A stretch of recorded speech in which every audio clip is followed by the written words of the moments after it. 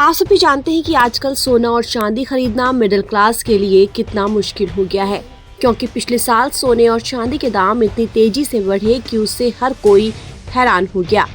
पिछले साल सोने की कीमत में 62% और चांदी की कीमत में 144% की तेजी आई, जिससे निवेशकों की उम्मीदें अगले साल के लिए और बढ़ गई। जिस तरह से सोने चांदी की कीमतों ने 2025 में शानदार रिटर्न दिया, कुछ वैसा ही मुनाफे की उम्मीद निवेशकों को साल 2026 में भी है। लेकिन साल 2026 में सोने चांदी की चाल कैसी रहेगी, इसको लेकर एक्सपर्ट्स क्या कहते हैं, आइए आपको बताते हैं। पिछले साल सोना और चांदी की जो कीमत थी उसमें जबरदस्त उछाल आया, लेकिन साल 2026 के लिए एक्सपर्ट्स निवेशकों को सावधान रहने की सलाह दे रहे हैं, क्योंकि सट्टेबाजी की वजह से कीमतों में अचानक बड़े उतार चढ़ाव आ सकते हैं। सोना और चांदी दोनों ही कीमती धातुएं हैं, जिन्हें लोग सुरक्षित निवेश मानते हैं। इकोनॉमिक्स टाइम्स ने 10 कमोडिटी मार्केट के जानकारों से 2026 के लिए सोने और चांदी की कीमतों का अनुमान पूछा। सभी 10 जानकारों का मानना है कि कीमतें ऊपर जाएंगी।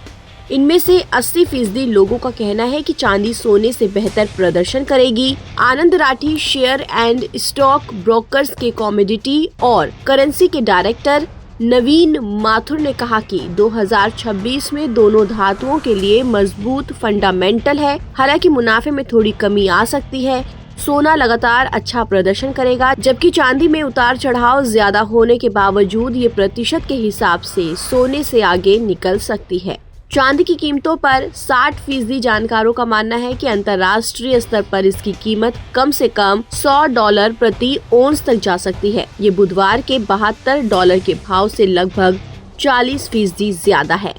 इन 60% में से आधे लोगों का कहना है कि चांदी $110 प्रति औंस का आंकड़ा पार कर जाएगी। वहीं 20% लोग उम्मीद कर रहे हैं कि चांदी की कीमत $80 से $90 और $90 से $100 के दायरे में रहेगी।